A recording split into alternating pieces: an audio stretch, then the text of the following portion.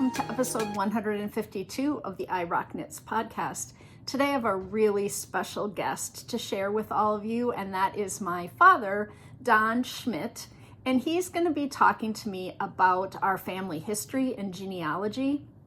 And so it's a very different podcast. There is no knitting in his section, but I found it fascinating. Dad has done a lot of historical research, and he and my mom, even many years ago, went back to the Ukraine and Germany and went over into part of Russia and found the town in which his family began their journey. He has so much knowledge, and it is so interesting how the family came to South Dakota, where I grew up.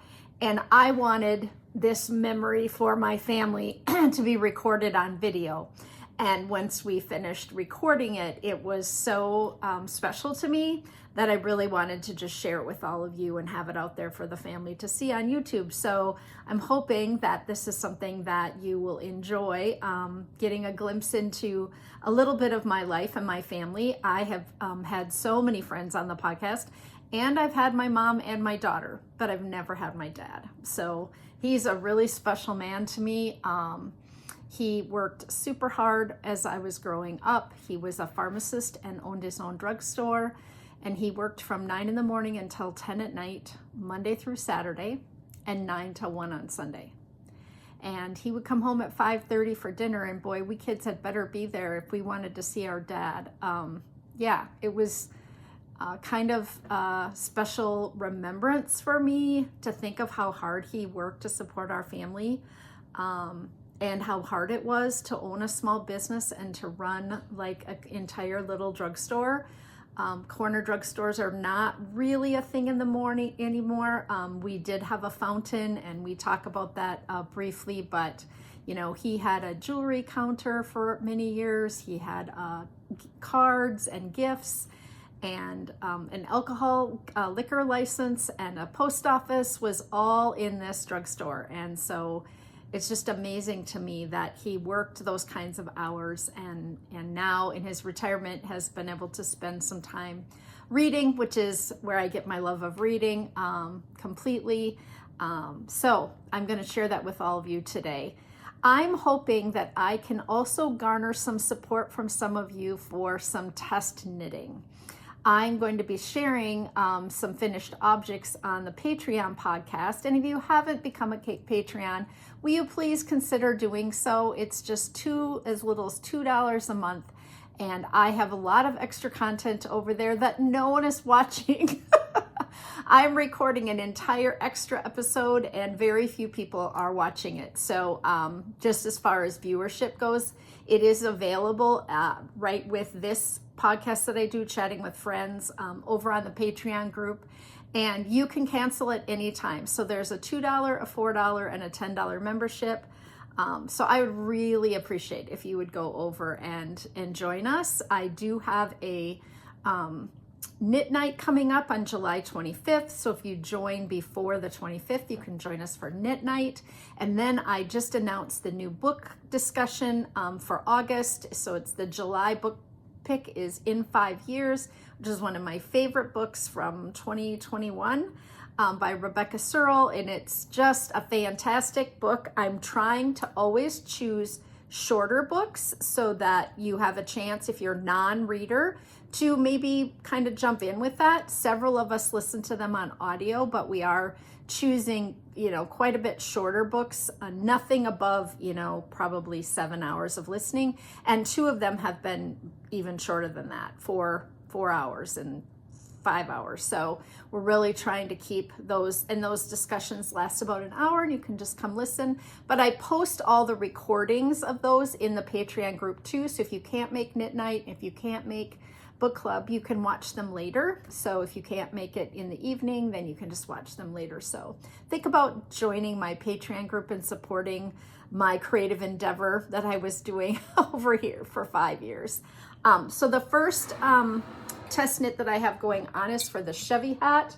This is a hat named after my dog, Chevy. This is imitating his collar and his little dog tape. But if you don't know that and you're not a dog lover, then it's just a chevron hat with a little circle. I need people to knit sizes baby, child, that's 14.5 inches and 16.25 inches, adult large and adult extra large, and that's 21.75 inches and 23.75 inches. So if you have someone with a baby or a big head, I could really use a test knit on that. It's DK weight. I used Brooklyn tweed yarn. It is their, what do they call them? Discovery skeins, so little mini skeins, and a solid color, but you can use any yarn you want, and the deadline isn't until mid to late August, so you do have time. So if you have time to knit a hat for me, that would be great. I do need test knitters, one in each of those categories at least, and I like to have two. And then the second thing I need is testers for my Striped Dream sweater. I started over. After the last podcast, I showed everyone what it looked like. I had been really struggling with the vision and what I was going for. It isn't easy to see here, so I'm going to tip it forward. So what it is stripes with a little blip row in between. And you do 7 rows of color in the stripes, and then you switch over to 3 rows of color. So there are 5 colors. I used Leading Men Fiber Art. The yarn is barbapoled with a light and a dark color. So the blue has a light and a dark, and the pink has a light and a dark, and the maroon has a light and a dark. So it's a really interesting new yarn that they have coming out. It is DK weight, but you can use any yarn you choose, and I ran out. And they are sending me more. So the bottom of this sweater will be this maroon color, so the stripes do not continue all the way down. And then in that maroon will be a tiny little stripe, 1 row stripe of each of the colors that are used up here. It will come in short sleeved and long sleeved, and a cropped version and a long version. I will need testers for the 32-inch bust all the way up to a 70-inch bust.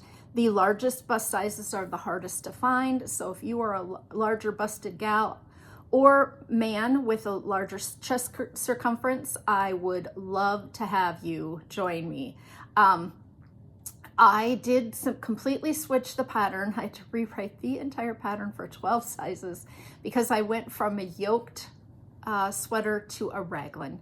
The yoke sweater in the stripes was just showing the increases, and I could not make them look nice. They just were showing so much. I tried a lifted, I tried an E, backwards loop, I tried all the things, and since they had to happen in the middle of those stripe rows, it just didn't lay nicely. The stripes didn't look consistent. I just kept going with it thinking, once I block it, it's going to be better. Well, I steamed it, I blocked it, and I still wasn't happy with those increases, so I ripped both sweaters out. So this is my literal 4th yoke of this sweater that I knit. I do have the bright one too, and I had to order more yarn for that. So you would need, in most sizes, you're going to need 2 colors, 2 skeins of your main color, and then a partial skein of the 4 contrast colors. So the pink, the blue, the gold, and the green in this are the contrast colors. I have full skeins from Leading Men Fiber Arts, but I am not coming close to using all of them. So I think you could get by with a half a skein of DK weight. So if you have leftovers or scraps, or you just want to scrappy this up, I think it would be really fun to just see a bunch of colors. You could do it in a gradient, if you have a gradient mini skein set in DK, or if you wanted to hold fingering double, if you have that. So I really desperately need some test knitters. You have 8 weeks to complete the sweater, at least. I'm going to be sending it out by the middle of this week, which will be about the 15th of July or so, and I'm hoping that I can get everybody to have them done by about September 15th. So you will have plenty of time to work on it. If you've never knit a sweater, you are welcome. I need testers who don't know how to read patterns well, so that they tell me if the pattern is confusing. So you do not need to be an experienced knitter. This is a basic top-down raglan. You're just changing colors and then putting those blip rows in. You are using, a kind of a standard crew neckline. It shouldn't be too difficult. We're just really trying to show off the Leading Men Fiber Arts yarn. If you decide you want to test knit for me and you do want to get this new yarn from Leading Men Fiber Arts, they're offering a significant discount to my testers, and you get to pick your colors. So you can go over to their website and purchase that, and they'll get it out to you right away. Just let me know if you're at all interested in what size you could make. I would really appreciate that. I'm gonna say goodbye, and we're gonna do my little Chatting with Dawn segment, and then I will be back to record the Patreon part of this podcast. And so hopefully you've decided that you'd like to join me over there on Patreon, and you'll be watching a second podcast. All right, bye. Hello, I am in Sioux Falls, South Dakota with my father, and I'm gonna do a little interview with him today about our family history. I am really interested in all of the knowledge he has about the genealogy of our family. He has gone for the last, 20 years probably, maybe even longer, doing genealogy and looking into our family history and where we come from. And I don't have those stories. Dad has written it. You've written it up in like long form. Little autobiography. Right, yes. Yeah, of where they came from and stuff. But this is my dad, Donald Ravane Schmitt, Don, he goes by. And I grew up mostly here in Sioux Falls, South Dakota. He had a small town drugstore in Condi, South Dakota, the first 5 years of my life, because we moved here when I went into kindergarten. Then you bought the drugstore here, which we'll get into, but he grew up in northern South Dakota. Wouldn't you call it northern? North Central. North Central. Mm-hmm. Okay, yeah. Was the area that he grew up in. So yeah, welcome, Dad. I'm so glad you're here. He's not so sure about this, but we're gonna do it. And I told him I'd do a lot of talking, and that'll be good. She doesn't get this talking from me. No. From her mother, but not from me. That's I'll try good. to do the best I can. You'll do fine. Yeah. You'll do fine. Plus, once we start talking about genealogy, you have a lot of knowledge, and it's pretty easy for you to talk about. Yeah. Yes, it's been interesting. When I retired, I missed, that I had chances during my early years to do some of this stuff because I lived with my grandparents or went to high school, and that I could have got information from, but when you're young, you're too soon old and too late smart. Oh, that's good. But they lived in town, and yes, so you lived with them during the school year because they lived in town. And that's correct. Yep. How far would you have been from the school? Well, the high school was 23 miles. Oh, okay. Our farm was located. It's in McPherson County, north central South Dakota. And it was a grain farm, and my dad was a very good farmer, and he had cattle, pigs, chickens, and so we were kind of self-sustaining on the farm. But in this September and during the wintertime, then the high school at that time didn't have buses, so I stayed with my grandparents in the wintertime and went to school. And that's where I think we should start, because this was my grandparents on my mother's side. I've got a little more information on my dad's side, and to go back, they were what we are known groups of people called Germans from Russia. And some of you may have heard about that and how that came about, if you would like. Yes. Okay. No, yeah. Tell us how the family came and what you know from that beginning, and then we'll get up to the, in the 1700s, Catherine the Great was the Tsarina or something in Russia.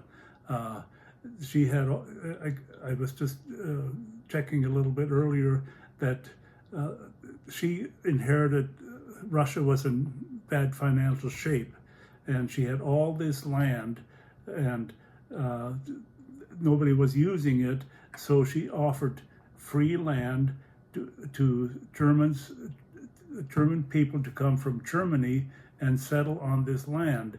There was Wow. And she had the money. It was a female that had the money and the power. She was the Tsar. Okay, wow. Yeah, and so that's within the 1700s, and to get this, they were promised freedom of religion, freedom to keep their language. They weren't going to be drafted into the service. Oh, okay. But there's a little anecdote that we can bring into later. So a lot of people, when I researched, both my grandparents on my mother's side and my dad's side came from the Stuttgart area in Germany. And so they went to the Ukraine, which we now know is in bad, bad situation. But the area that my grandparents came from was in northwestern Ukraine, called now it's called Moldova. They renamed it. And that I recognize that. And so in 2006, there's a professor in North Dakota at the university, or North Dakota State University, that takes a group of people, Germans from Russia, that are interested to a tour to the Ukraine every year. And so we landed my wife and I were able to go. She was kind enough to go with me, because I was very interested in my history, because that's where both sides of my grandparents came from. And we landed in Odessa, and then we had a driver and a guide that took us up to Moldova, and we stayed with a widowed lady in the town called, which is kind of interesting, was called Bergdorf, because that's the district. My grade school on the farm was named Bergdorf, so a lot of the school districts that time, were named after common names. Places in. Okay. And I don't remember now what the Russian name is for Bergdorf, but they've renamed it since then. Oh, okay. It was because I remember you guys coming home and telling me that you stayed with this woman. Yeah, she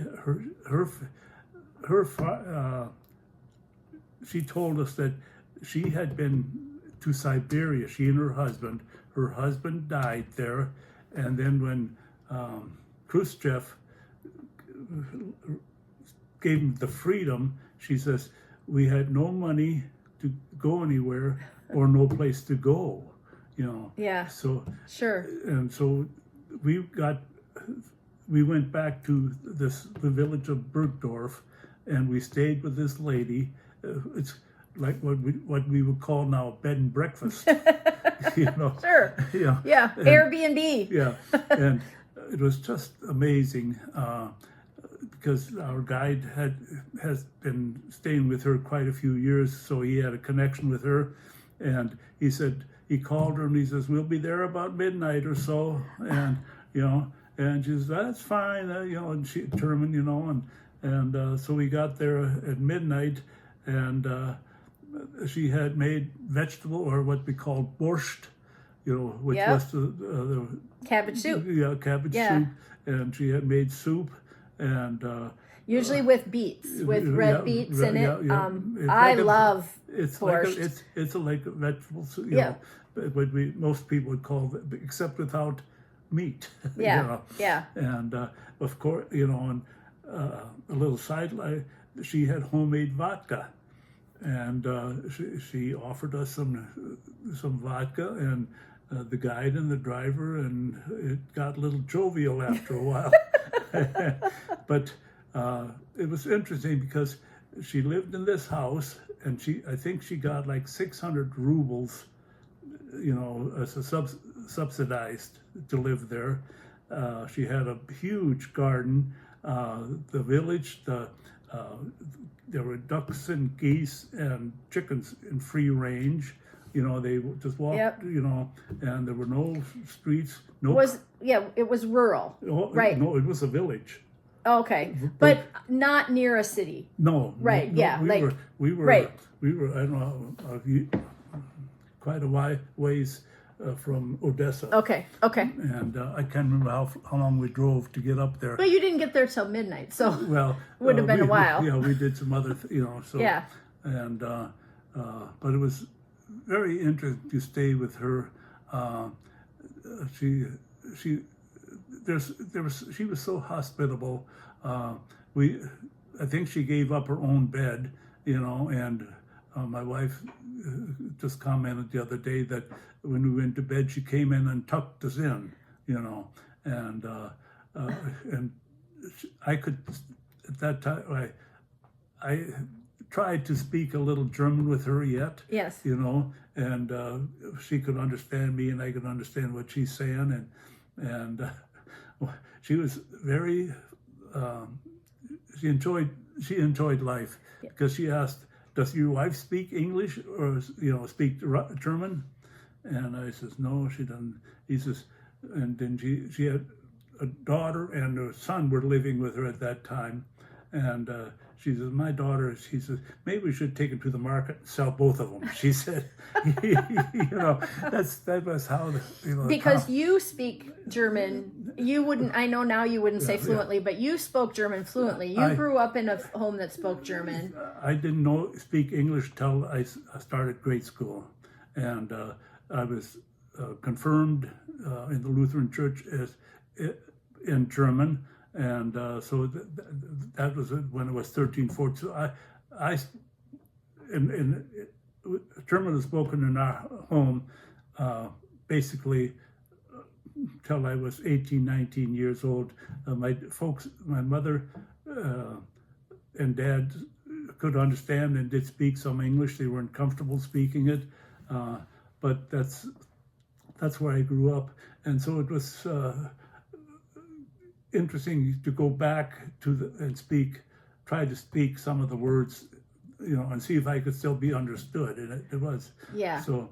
And that was in 2006 that you were there. In Ukraine, yes. And because I remember you speaking German whenever the family gathering, like when Irma and Otto would come over, which is his sister, and Wilma and Harley, you often speak English, and you had German words for foods that we would have an English word for, but you would have like a German word. Like I grew up remembering words like Knipfle, which was like a potato dumpling or some type of a dumpling, and then Kuchen and things like that, where that was common for that to be served, or the potato sausages from up there like that. Anyway, there were common things that just seemed normal to me that I don't think everyone would have had in their household. And even when my wife and I got married, when we go out to when we at that time, like Cori mentioned, we had a pharmacy in Condi, South Dakota, which was southeast of Aberdeen, and our farm was northwest of Aberdeen, which is north central South Dakota. And when we get out to speak to our farm, and we start speaking German or something, and my mother would say, "Speak English so Marge can understand it." She loved my wife, and my mother was a very petite, introverted lady, and my dad was just the opposite. He was an extrovert. When we'd go to town, and at that time, most of the commerce was done on the Saturday nights. Yes. And so we'd go to town to get groceries and things. Dad would always have a bunch of guys around him, and he would tell jokes and stuff. And Mother would be, it's hard to imagine, she'd be sitting in the grocery store patiently waiting till Dad was ready to go home. And but that was, I stayed on the farm till I went away to college, and so in each summer I would come home and help on the farm. So you had 4 kids Yes. in the family. Harley was the oldest. Well, and actually, I was the youngest of 5. My oldest sister died in infancy. Oh, I forgot that. Yeah. I forgot that. What was her name? Do you know? I don't. That's questionable, Yeah. because I've heard several different names, and I can't. But anyway, she died in infancy, and where would she have been in the birth order? she was the first one. Oh. Yeah. Oh, how sad. Yeah. When there's kind of a story behind that too. My parents farmed at that time. My grandparents still were farming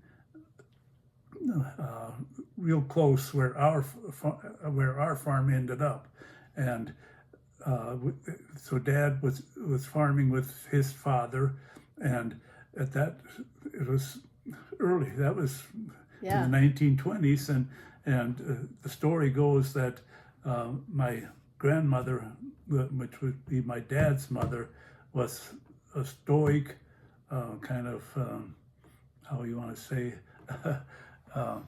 Strong-willed, German woman. Yeah, her husband had already died, so she was, but later on, but when they were farming together, mother would have to go out and help in the fields, and then they'd come in for lunch, and grandmother would make her hoe the garden while the men rested, and because that's I guess the way it was done. Yeah. So that's why one of the reasons they claim that my mother lost the first baby, because she was, too, whatever the reason, whether she didn't have the prenatal care or whatever. But anyway, so that's. So who Grandpa and Grandma came, your grandparents came. And settled in what we would say was Long Lake, right? Yeah, that's when I did research on that. There was they came from Russia, and they sailed out of Southampton, England. And I when we were in New York, we were at Ellis Island, and I found the ship they came across, and they came over on a ship in 1892, and they were it took like 3 weeks, and Grandma Schmitt had 2 boys, and she was pregnant with the 3rd boy. So I always imagine, can you imagine being on a ship with 2 teenage or younger than teenage boys, and being pregnant and being probably in the bottom hold, and being nauseated with hundreds of. But also, they came from Russia and that's what we were talking about this morning. Like, how did they just know where to go to get to where they needed to go? See, now we have Waze, and we have GPS, and they have maps, and all kinds of stuff. They had nothing except word of mouth. Previous people had gone. Traveled before him, and then the word came back. And there again, it was the word was, like they got free land in Russia. Now free land was being given in the United States, and it was a free country, and and so. And they had left Germany. We're going to go back here, but they had left Germany because of some religious persecution to go to Russia, because they were promised not to be able to worship as they saw fit. Exactly. And then in Russia, they started getting persecuted. Because another anecdote was they were freedom of being in the service, but as it turns out, my grandfather served 6 years in the Russian army, and the story goes, and I have pictures of him, that he played the flugelhorn in the Tsar's Russian army band, for 6 years, so, and a good friend, when my grandfather died, a good friend of his spoke a eulogy at his funeral, and he verified that he served with him in the army. Oh my gosh. So, but yeah, so they, when Catherine the Great offered them, but later on, then they started taking that away. They had to start speaking, at first they could speak German, but then they had to start teaching them in Russian, and they had to go to the service. And so then when free land came available in the United States, some of the relatives had come over, so they followed suit, And so they probably knew people who Yes, had come, or right, knew yeah. they had enough knowledge Right. about getting there. But even once she gets across the whole ocean with the children, then they're in New York and they have to get to South Dakota. and they can't speak English, So word has it that they got on a train and traveled across the country to Yankton, South Dakota. And from Yankton, South Dakota, my grandfather had a half brother that had come earlier, and he had settled in Minnow, South Dakota. Okay. And so, which is in central South Dakota. So they traveled from Yankton to Minnow. My grandmother stayed with the half brother of my grandfather, while my grandfather went up to Eureka or McPherson County to find land.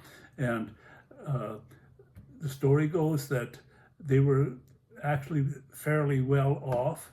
The story goes that Grandma had gold bullion or coins sewed in her underclothes, I guess like $1,500, and so Grandpa was able to buy.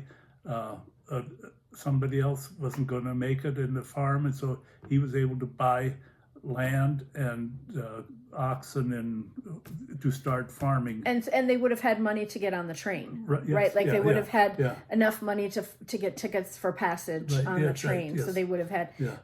and they farmed in Russia. They were Yes, farmers in Russia. That's yeah. Speaking of that, even when we were in 2006, when we were in the Ukraine, when we stayed with this lady, they still did communal farming. There were no, I think we saw one tractor. They would ride a bike out to the fields, and we saw people hoeing the corn by hand still in 2006, and then at night they'd come back into the village, and so the farming was still, there were no farms as such. It was done from the village, out to the land. And they knew that they were going toward farmland and yes, good, right, like yeah. South Dakota, good fertile Right, farmland yeah. that would have been valuable right. to them. And if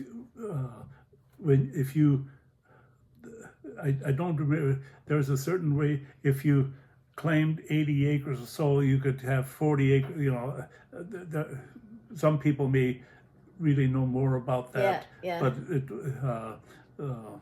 But they were able to settle on that land if they improved on it. And so that's how then when my dad and mother got married, she was a daughter of another pre-settler. They came over earlier than my grandparents on my dad's side. I don't know quite as much about that side. My father had settled on more land, and so he gave each one of his sons a small piece of land in order to establish their farm on. So Dad built a house not too far from the original homestead and started farming there. So did Grandma and Grandpa Weiss? Schmitt. Okay. Did your Grandpa and Grandma? Yeah. Did they have three boys when she came? Were there three sons? Two boys and one. She was pregnant with another. But then later there were several more born here. Okay. Yeah. So it was a larger family. Yeah. Okay. And so then Henry Yes. is your father, Yes. and he would have been one of their sons. Right. Do you know where he was in the birth order? Like, was he one of the ones that came on the Yeah, early, or was he born here? He was born in 1895. Okay, so when they got here. Yeah. Yep. But he had two older brothers, John and Jacob. Jingleheimer Schmitt. Yeah. Okay. Yep. But anyway, John and Jacob, and then there was Henry and Edward and Edwin, and then there were two daughters, Frederica and but so, there's a big family. But your dad, right. Henry. Then Henry married Bertha, right. And Bertha's family had come earlier than them, and so Henry and Bertha got a piece of property from Henry's dad, right, to farm, and probably 40 acres. I mean or whatever. I mean the plots were always kind of that 40 acre, or 80, 180, 160. I mean that's kind of and really luckily, Dad's farm was built right next to a lake. Not Minnesota lake. People would call it a pond. Marsh. But it was from one tip to the other was about 2 miles. But it was narrow and not very deep. And but during the 30s, really saved my dad's farm because he could. Nothing grew, but there was water, so he grazed his cattle and next to the rushes next to the lake, because the only thing else, and he said they cut thistles and to feed to the cattle during the 30s, and so it was early farming was tough. But that's the area that I grew up. We milked cows before I went to a one-room country school where the teacher taught grades from probably not each first through eighth. Maybe some classes that year they didn't. So by the time I got through the 8th grade, listening to all the studies done the previous, the other students had done, I had it pretty easy because I had already knew a lot of the story, So were your parents educated? Were Bertha and Henry educated? Did they get to go to school? There might not even have been a school, right? They did go to school. I think, as it was told, my dad finished the 4th grade. I learned later on that my mother got to stay with a relative in Leola and continue her education. I'm not sure if she finished all 8 grades. Right. But Dad was, even through 4th grade, he was, and I think it was passed down through heritage because, I was good in math. A lot of the kids in the Schmitt are good in math, very good in math, and even through 4th grade, my dad was the treasurer for the church, treasurer for the school board, and it's just just amazing. That he wouldn't have had the education, but he had the brains math, and the skill. Knowledge, to do so that's. So then Bertha and Henry start the farm, and then they have 4 children, and they have the girl that died, and then your oldest brother is Harley, and then Irma was the oldest. Oh, okay. And then Wilma. In fact, Wilma just turned 98 the other day. Yeah, because you went to her. Yeah, we went to her birthday, and she's got early onset she's got dementia, and was not a good. We visited her, and she'd always would always call me her little brother. But she'd say, "Here comes my little brother." I know, but her 98th birthday, she was not a good day for her. But then the other was Wilma. Harley passed away in December. He was a pastor in Minneapolis, or the northern part of Minneapolis, and then I was the youngest. But you all went to school. The girls got to go to school too. It was important in your family, or no? Irma, she regretted it her whole life. Well, she was the oldest. She was the oldest, and They needed her to help. Well, no, my mother's father said, girls don't need an education. You know, at that time it was you know, become a wife and farmer's wife, and that's, but Wilma was strong-willed enough, so she says, I am going to high school, and but even though Irma didn't go to high, she was very good in math also. Yes. She worked in an office at in Aberdeen, and then she moved to Sioux Falls, and she worked at a Vera McKinnon in the insurance office, and she filled out all those forms, and so even at that, you know, she was self-educated. And then, like I said, my brother Harley went through high school, Wartburg College, and became a Lutheran pastor. After high school, I went also 1 year to Wartburg College, and then I transferred to South Dakota State University and finished my degree in pharmacy in 1956.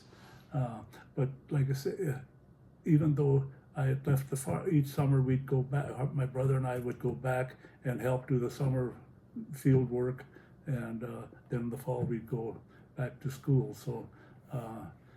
And Otto and Irma were my sponsors. Godparents. Godparents. And Irma, being the oldest, you were very close. Oh. She almost raised you. Right. Right. She was like, I think 14 years older than I was. And so she and I had a special bond, even till the day she died. Yeah. But very stereotypically German, Wilma and Irma and Otto. Very strong, opinionated, forceful people. Like, you know, I just think of Otto always as being kind of a crabby old man. He wasn't. No. But when I was little, I thought it, because he was always so, you know. Yes, but at that time we lived in Condie, which is 20 miles from Aberdeen, and they lived in Aberdeen. So Sundays the drugstore was closed, so we'd go up to Aberdeen, and Otto, when you were a baby, I know he loved me. He'd lay on the floor and play with you for an hour. So he just But it wasn't until I got older that I appreciated him again, because after we moved and I wasn't around him as much, he always seemed like such a gruff German guy, right? Yeah. And I just think that is part of our heritage, right? Yes, to be, you know, kind of that, to kind of have that and be that way. So, you grew up on the Long Lake farm, and when Bertha and Henry left the farm, the four kids got the farm. Kind of, right? Yep. You were inherited the farm from Bertha and Henry. Right.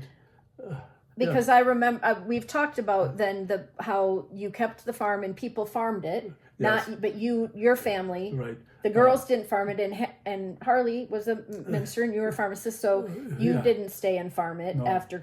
You went to college, which I just think also is amazing that your parents thought enough of.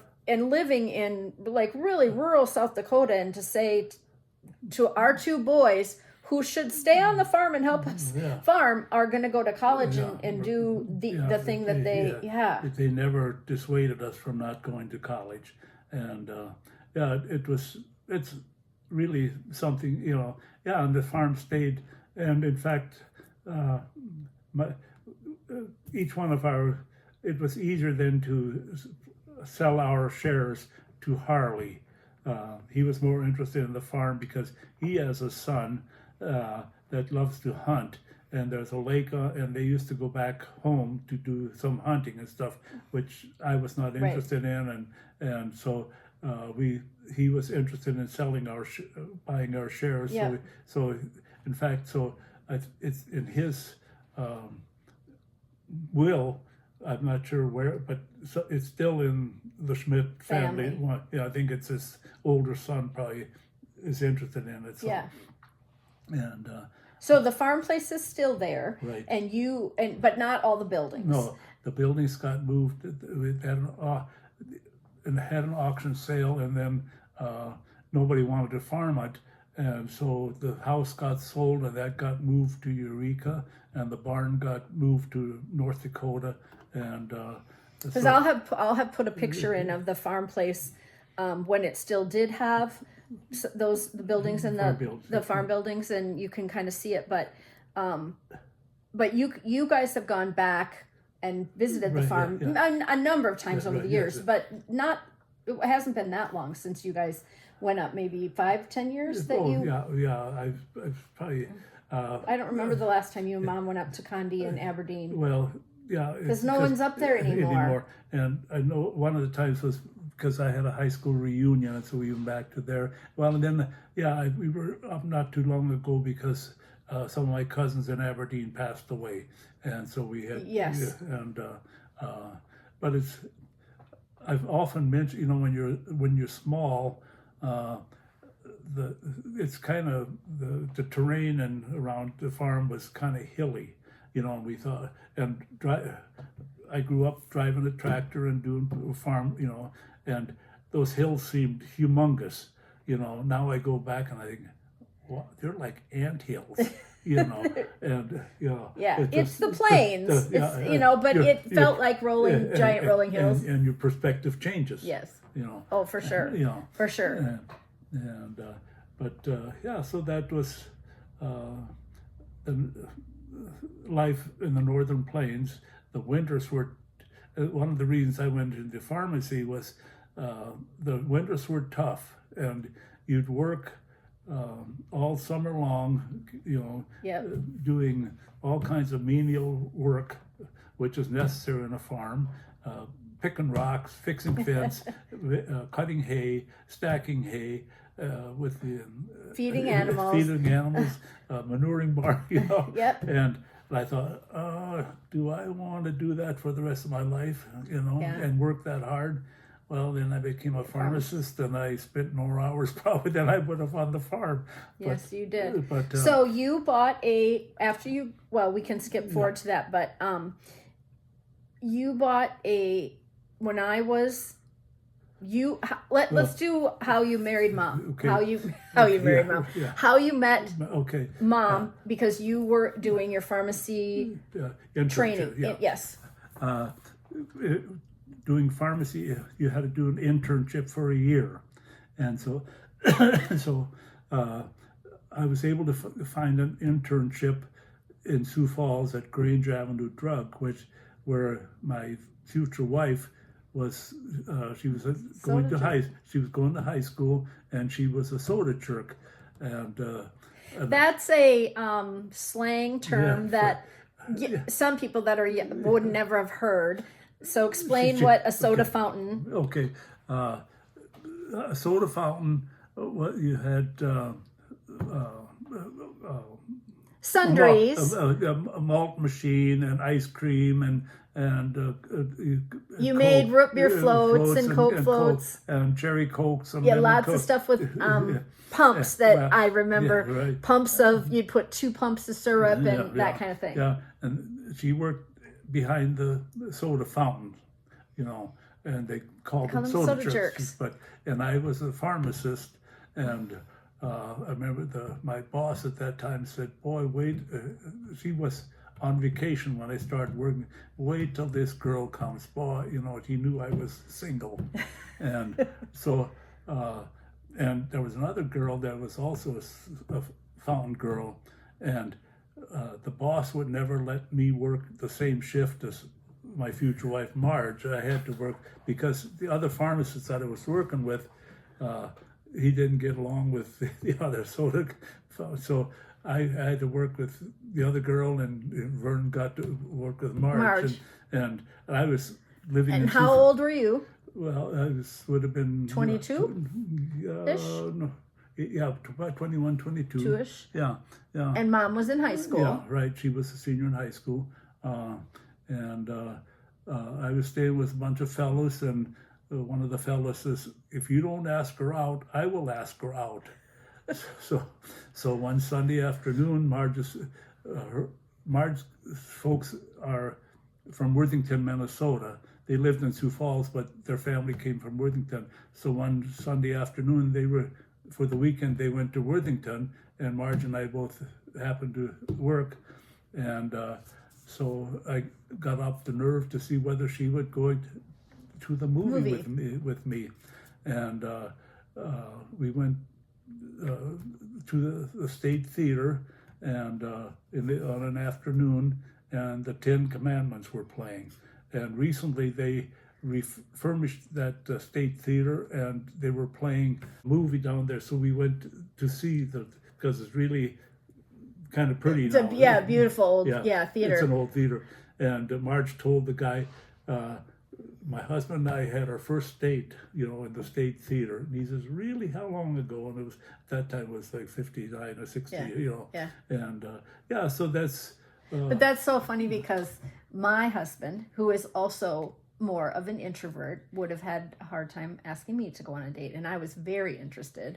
But he asked me to go to a movie. Oh. And the movie that we went to on our first date was The Best Little Whorehouse in Texas. So mom and dad went to the Ten Commandments, but their daughter went to the whorehouse movie.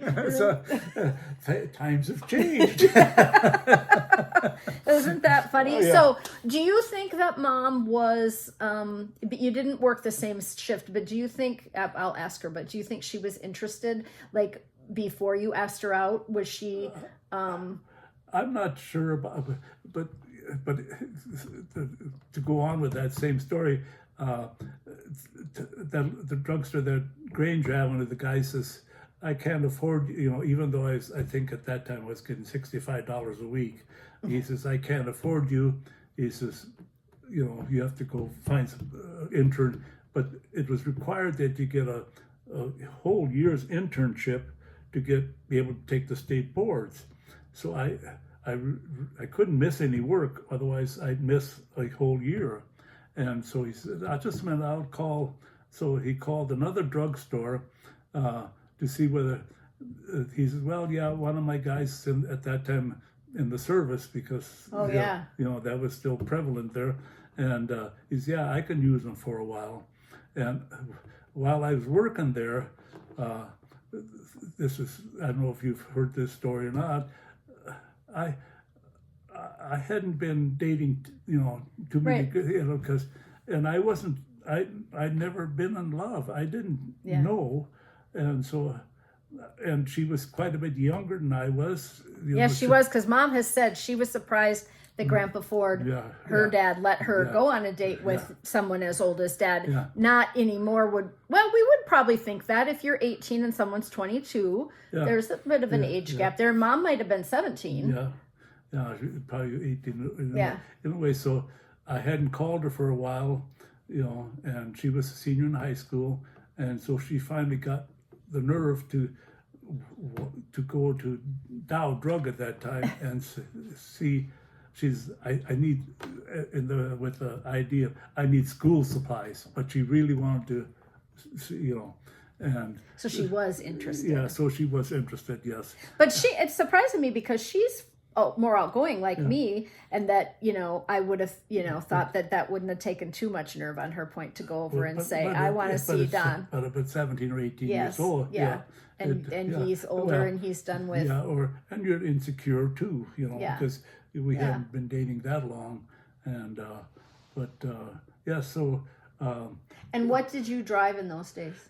Well, with my first paycheck, one of my first paychecks at Grange Avenue Drug, I bought a '56 Chevy, because I had a '48 Chevy and Marge had like a '42 Chevy that she wheeled around in, and but then I got my internship, took my state boards, and then at that time you were still eligible to be drafted to the Army, and so I went after the state boards. I didn't want to get a job because I didn't know if it was going to be drafted. So I went back to the pharmacy or to the farm, and Walgreens from Sioux Falls called and asked if I was interested in working.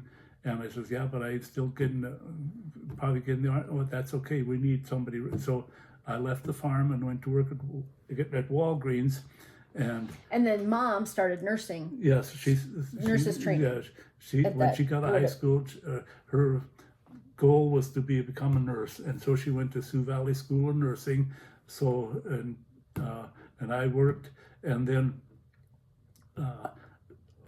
when things got tough at Walgreens, they said, Don, you're going to have to find a different job. And so I looked, and I was always interested in buying my own store. And so a fellow that had 2 stores, one in Marion, South Dakota, and his dad owned the pharmacy in Condé, and he had a stroke. And so that became available. And so I looked into that, and so and it was close to where you grew up, right? Really, yeah, I mean, it was close to where you grew up. A small town is something that I could probably work, and we had a lot at Fruitra. It was a good thing we bought the store in Condé, because if we'd have bought a bigger store, we'd have probably got bankrupt, because they taught us how to become a pharmacist.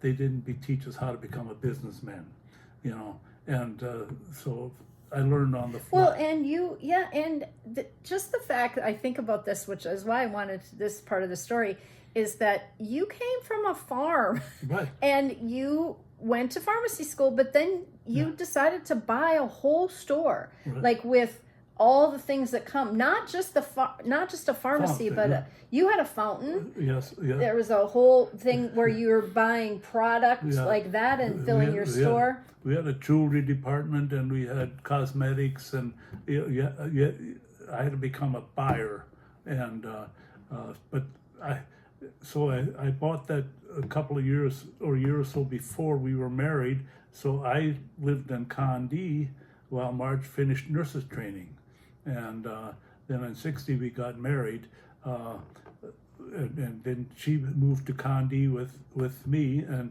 we. And then I was born in '61. Yeah. But she was luckily. She was a nurse in Condé. Right. Yep. Yeah.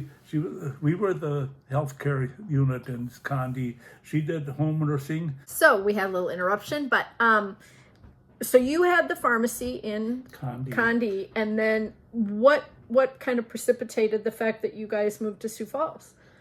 You sold it. There was a guy there that wanted to buy it, and not really, because in a small, when we first got to Condé, there was a doctor that would visit Condé, 2 or 3 days a week, and Marge did some office nursing, and she also.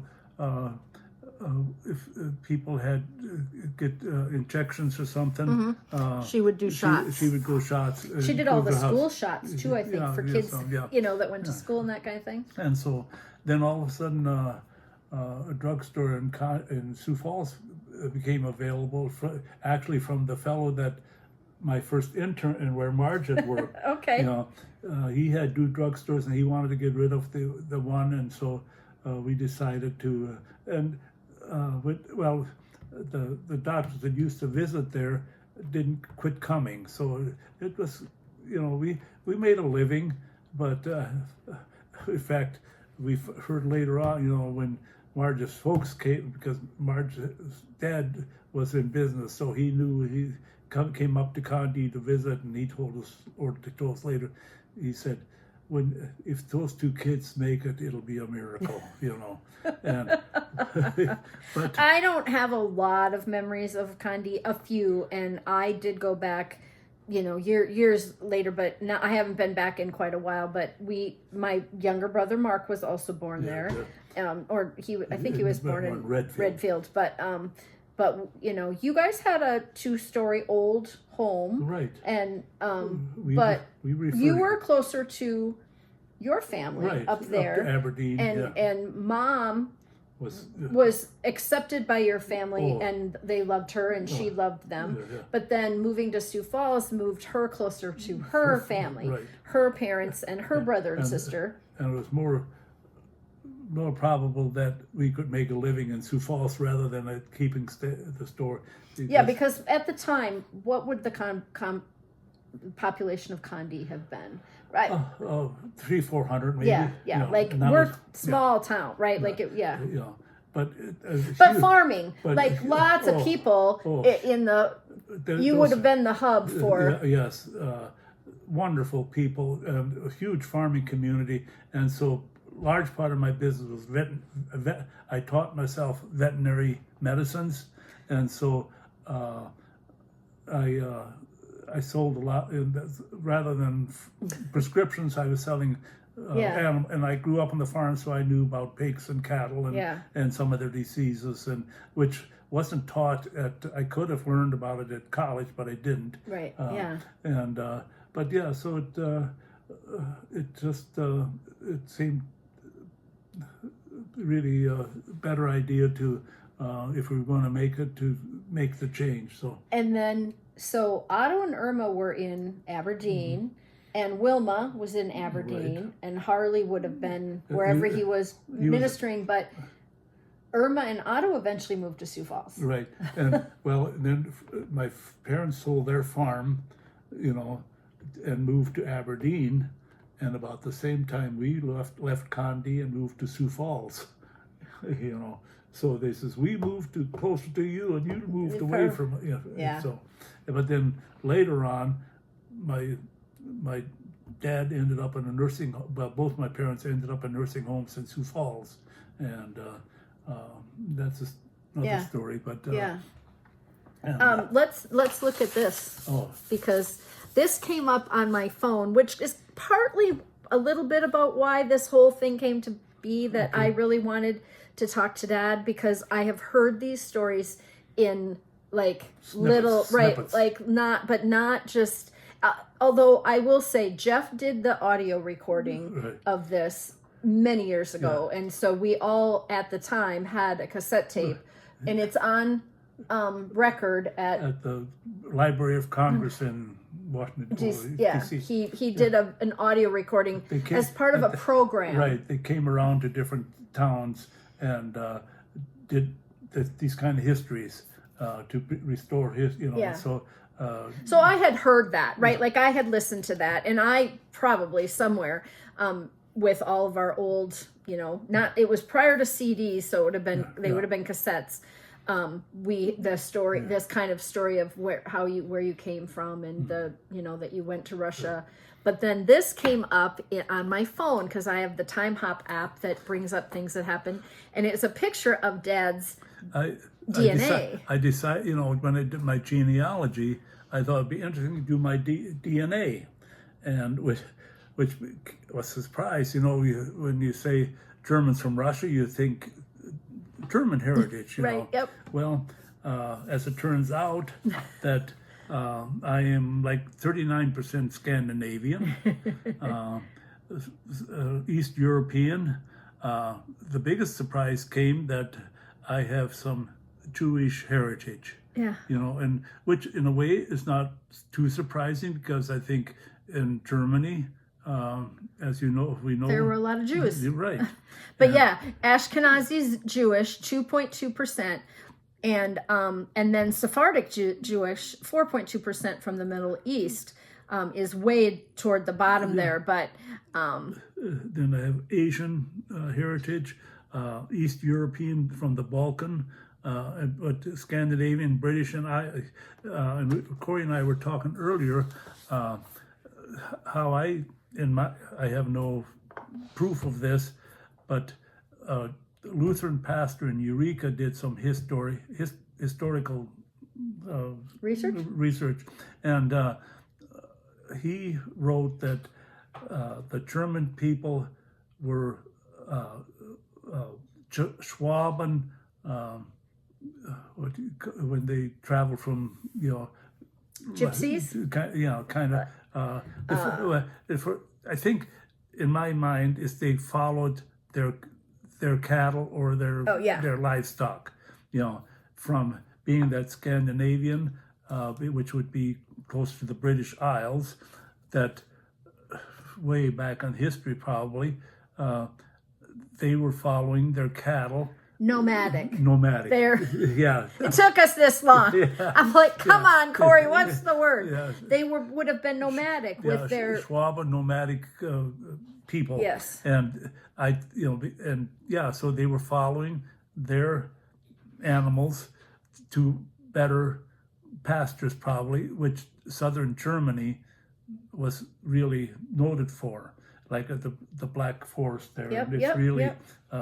And so I can see where some of and that goes prior to the 1700s, probably 16, 15, 1400s, when during the time that they traveled from Scandinavia down to the German, and then from Germany to the Ukraine, and then the Ukraine to America.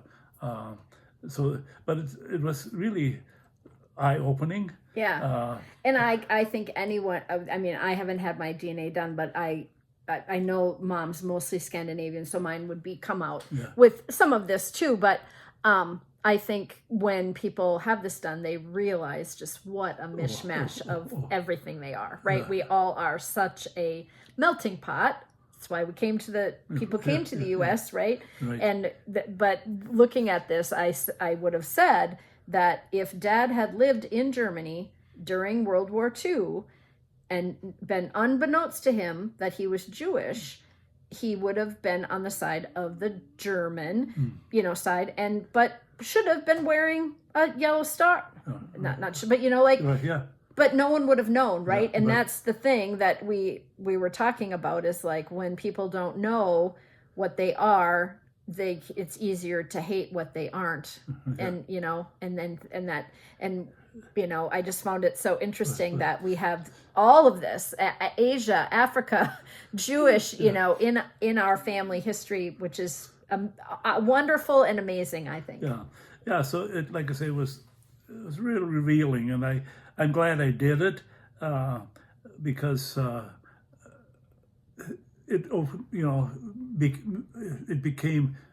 made me more aware how small the world really is. At that time it was, in the 1800s or late 1800s, when my grandparents came, when you spend 3 weeks on the ships, to get from, now you can get from, we flew from Detroit to London, in a couple of few hours, because we took a trip to Europe back in 2001.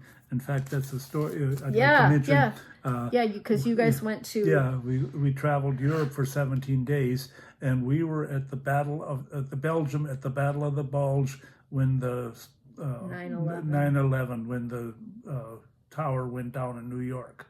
So we were on a tour, and our guide came and says, "Don't be alarmed. We're okay," but somebody at that time, they thought, attacked New York City because the 3 places got bombed, or airports, and but we were, and so all the telephones, we couldn't contact our family at home that we were okay. Where were we? And your daughter and her husband were packing to move to Virginia that week before. And so my friend down the street was moving to New York. Kathy was moving to New York City with her husband, and we were moving a week later. So our stuff was scheduled to come on September 20th or 21st to move to Virginia. And we were also moving toward this terror that was it was so up in the air. Nobody knew, but we didn't know where you guys were or what was going on. Get in contact with you. And nothing was happening in Europe, so we were pretty sure. But the planes, we didn't want to get on a plane to go to Virginia, and the planes were grounded. And so the getting home could have become a bigger issue. We didn't fly out of. We traveled out of. We traveled Europe for 17 days, and then we flew out of Paris, France. But a week later, so by that time it had settled down, and we came home without any problem. But it was, but really, there again, the world is so small that the BBC, the British Broadcasting Company, was so one of the best reports, that kept us up to date, and much more so than probably if we'd have been here. And so and our guide was just amazing, because he kept us grounded, and kept us aware of what was going, because we had no, we didn't have the equipment. You wouldn't have had cell phones. Yeah. No.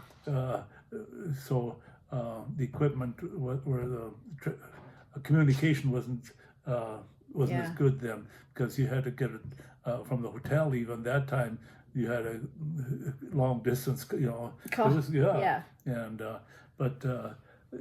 so that was. But then you also took another big trip. Yes, and fortunately, I will say, we were so. When I retired from active farm, then from Hilltop Drug, I became a managing pharmacist at Kmart from 80 to 99, or till 99, which when I retired. But then I worked part-time at a mail order pharmacy here in Sioux Falls, and which allowed us to travel.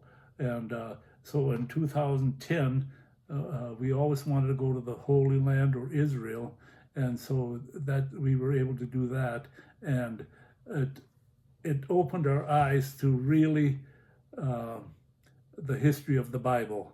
And some of you have probably been there. When you read about Jerusalem and the Gaza Strip and the West Bank, and the astounding part to Jerusalem, but Bethlehem.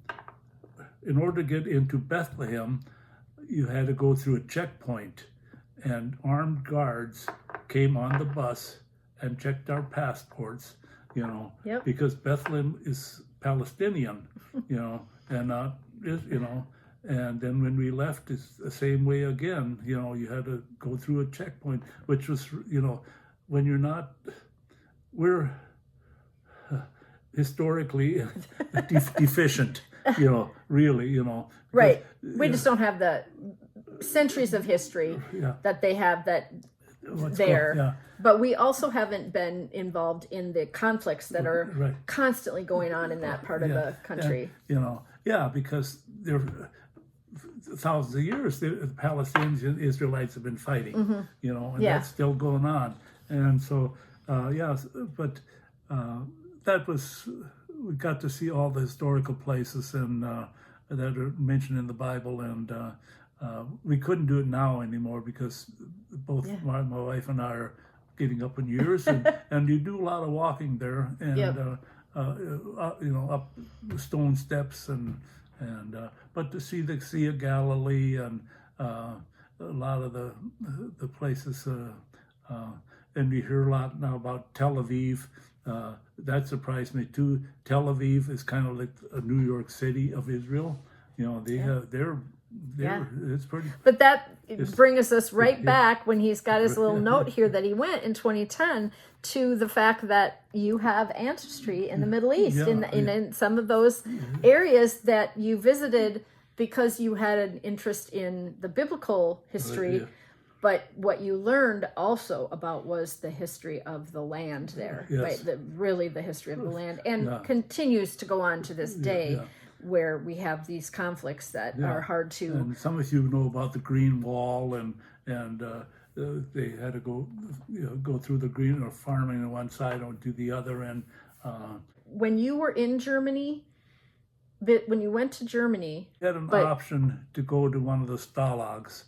And our guide says, I'll take you there, but I would recommend that you don't go, because it's not. It's so horrific. So horrific. And so the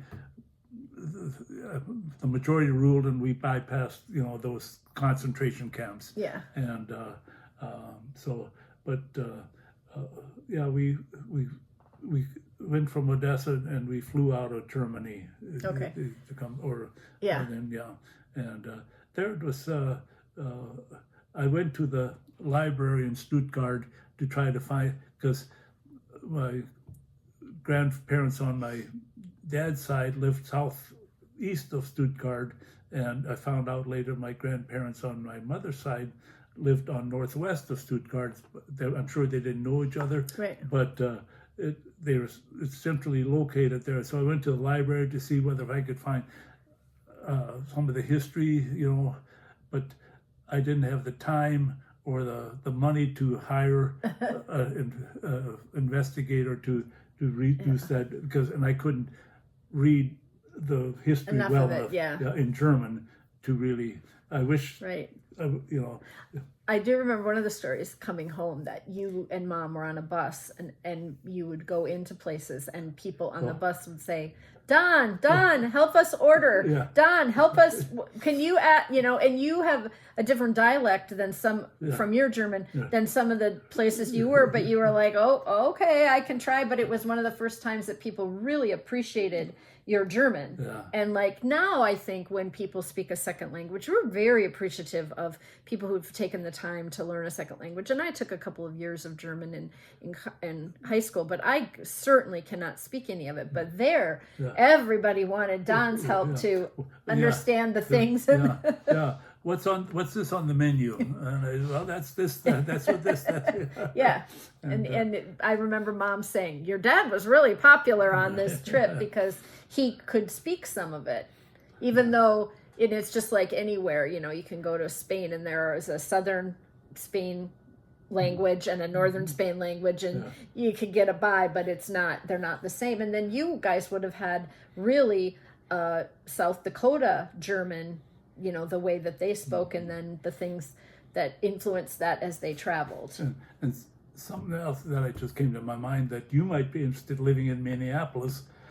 We went to Budapest, and you know that those are two cities. One is Buda and one is Pest, just like Minneapolis, St. Paul. Which I never knew of. Yeah. Budapest, but didn't know that either. So, didn't know that either. So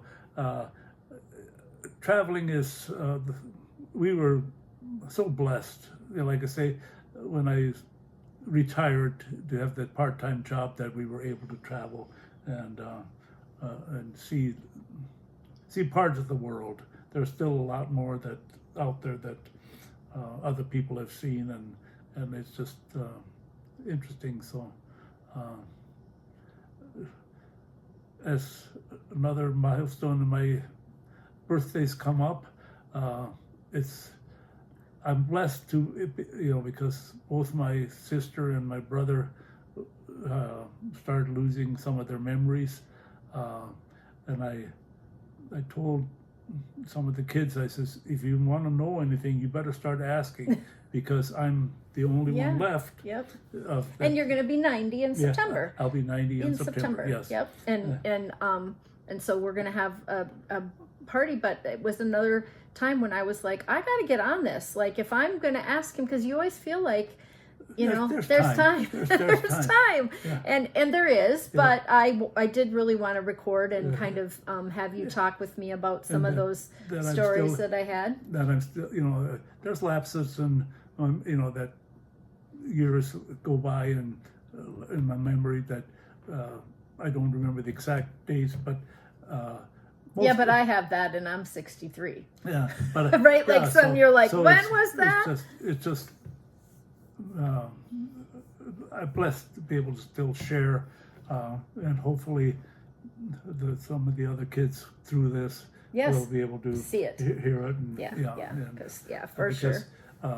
And when we just, to me, one of the biggest things was the night. We were for a small farm boy from northern South Dakota to stand under the Eiffel Tower on a Saturday night was just beyond my living in, even when I grew up from northern South Dakota to Sioux Falls was forever. Right. Right. To go from our farm to Aberdeen was a day trip. Yeah. And Yeah, and it really was maybe, how far would it take you today to go from the farm to Aberdeen? Is it like 30? 45 minutes. Yeah, okay. Yeah. But yeah, Yeah. When growing up, we would go to Worthington, we would go to the lake, and to me, in the back seat of the car, that felt like the longest 60 miles. hour of my life. Yeah. Like that, I hated the drive to Worthington. Now I drive home to Sioux Falls, and it, we do it, and it's a 4-hour drive. But when you're younger, those time and size. Growing up on the farm, Sunday afternoons was a day of rest. Our folks would rest, and we'd, what are we going to do all afternoon? Now we can hardly wait for an afternoon. We can take a nap. Exactly. That's the truth. So you currently have 3 children. Right. Me as the oldest, Right. my brother Mark, and then my brother Jeff. And Mark and Jeff both live here in Sioux Falls. Right.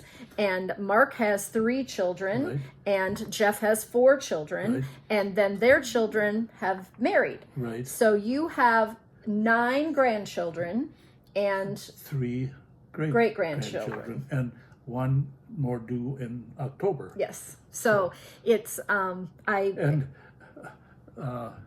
interesting. Just the other day, my wife and I were having devotions, and but we heard about the mustard seed.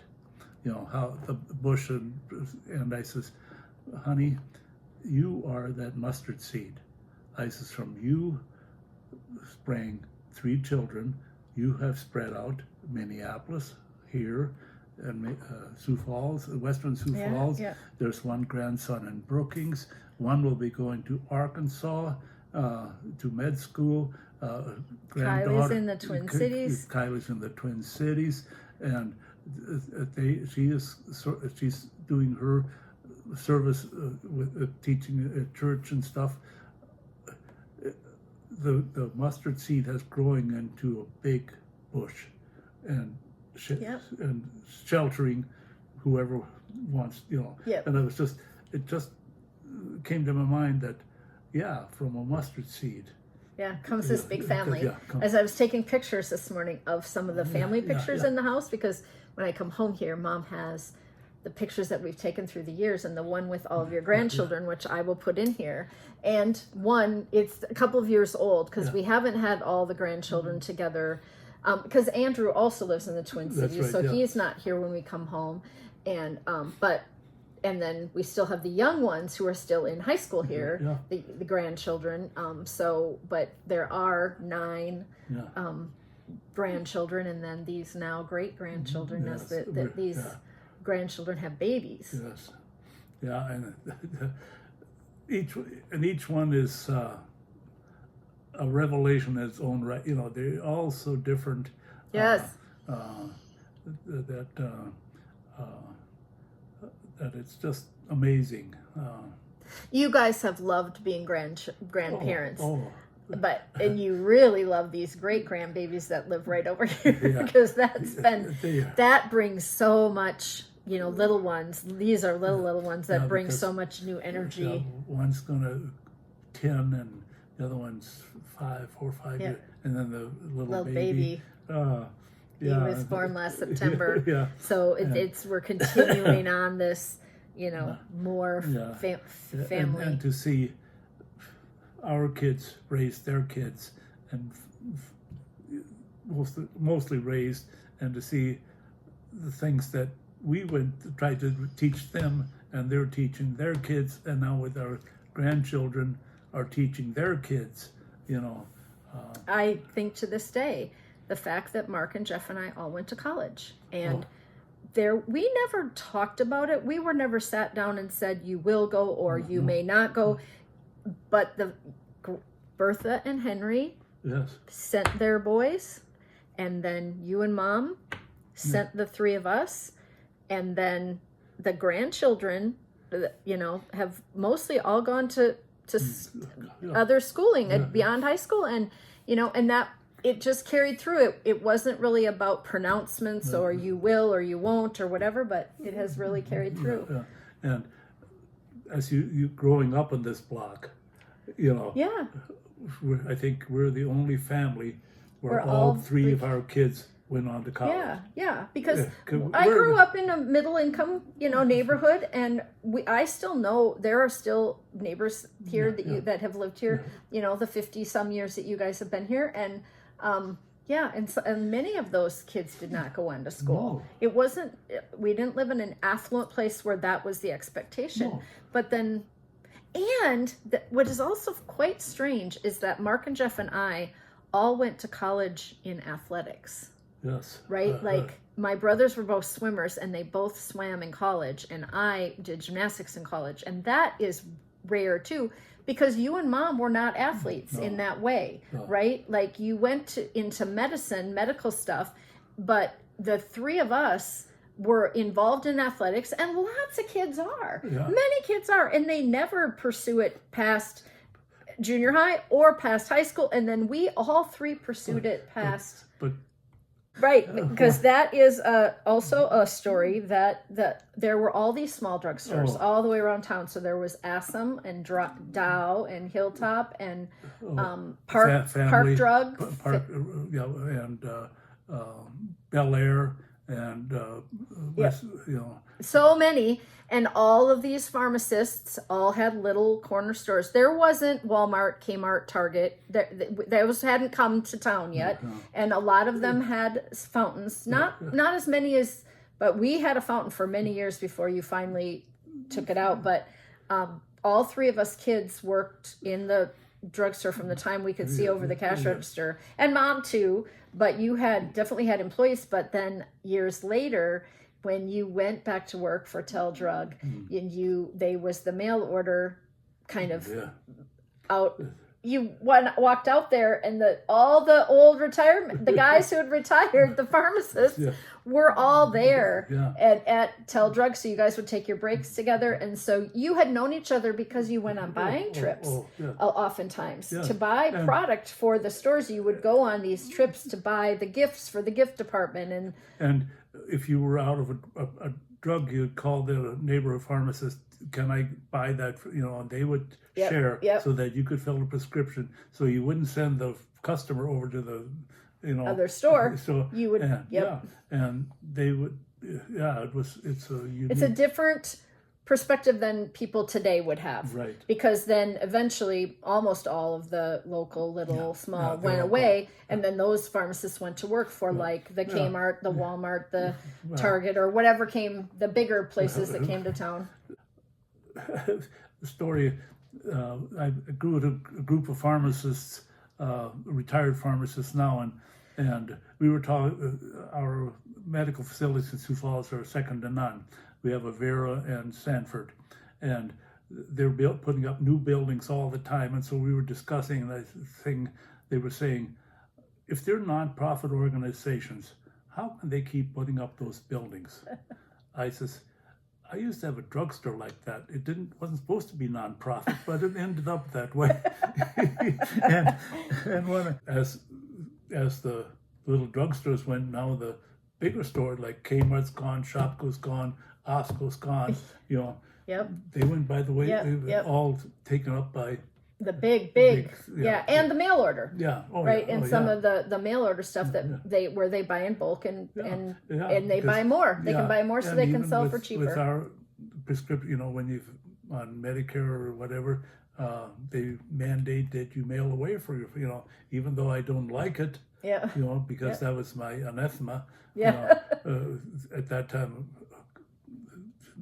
these mail order pharmacies, or even or even a Walmart, or was In fact, Ross and I just went to Walmart, and I think that's the first time I've been in that store in the 15-20 years. that you were desperate to try to find a dehumidifier. And that's one of our neighborhood stores, and I don't go there anymore because that was bad competition for Kmart. Anyway, so they've had so much rain in South Dakota, so much rain, and the neighbors are running hoses out their windows. The basements are full of water, and so you guys were looking for a dehumidifier this morning, and so we're just trying to find to help clear kind of the air. You've had 8.56 inches in the last week. And like 5 in the last 2 days. Everything's flooded. Yeah. Us driving down from Sioux Falls, we got rerouted and took a different way. The farmland is just completely flooded. They've just had so much rain. That's more rain than we've gotten maybe in 2 years previously. A couple of years ago, we live in the hilltop area in Sioux Falls, and so we had at Isaac Walton League, we had a gathering of hilltoppers, and we were having lunch, and pretty soon some girls came over, and they said, Don, here's a quarter. We stole candy at your store, and thank you, but then the funny or ironic part of it was, I have a real good friend that's a retired pastor, and he has a friend that's a pastor. So when he was out having coffee with his friend, and I came over and we were visiting a little bit, and Woody was telling this story about these girls stealing candy at my store, and this other pastor says, Don, he says, I stole candy at your store too, and I thought, and you're wondering why you were a nonprofit. Yeah. So I helped the community. Well, we will leave it at that. A little story that we laughed at, and this was, thank you. I know that it wasn't what you really wanted to do, but I'm so glad you did. It was fun, yes, and we really got to talk about a lot of things, and I'm so happy that I can share that I have this information and this knowledge for my daughter and for her children someday. And so that's really special. So like I mentioned earlier, it's just blessed when you have which I consider I've had a good life, had a full life. We've experienced a lot, ups and downs, like everybody does, more ups than downs. We were blessed with wonderful children, wonderful grandchildren. They're all successful, but even more so, an amazing wife. Yeah, the love story that you and my mother have. We're gonna get choked up. Yeah. But the love story that you and my mom have is so apparent.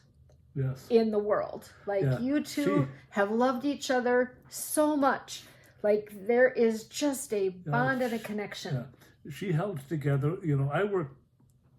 She early on she worked, but then when you kids were younger, I was working 70 hours a week, and evenings and weekends. Yep. We live a block from Kmart, and lots of days I worked 12-hour shifts. Yep. I'd go in the morning, not get home till 10 o'clock at night. Marge would fix supper. And they would take turns. One of the kids would have to walk down supper to Dad. At the farmer's. And when you had Hilltop at 5:30, you would run home for half an hour, and we better all be sitting at the table if we wanted to see you. And Mom would had taken us and done all of our stuff because Dad was going back into work. And today, I think now, if I had to work from 9 in the morning till 10 at night, 6 days a week, and on Sunday, there'd just be no way. And you did it for all those years. But you wouldn't have done it without the support of Mom. No. When you talk about a helpmate, that's in capital letters. Yeah. So definitely a love story. Yeah. Okay. Before I get any more choked up, right, we're gonna say goodbye. We're gonna go have a little 5 o'clock tippler or something before we go out for Mom and Dad's wedding anniversary. So that's one of the reasons that we came down, because Mom and Dad will have been married 64 years on Tuesday. Yes. And so we're gonna go out to dinner tonight, kind of special, take them out and kind of celebrate that, because it's super nice. Yes. Okay.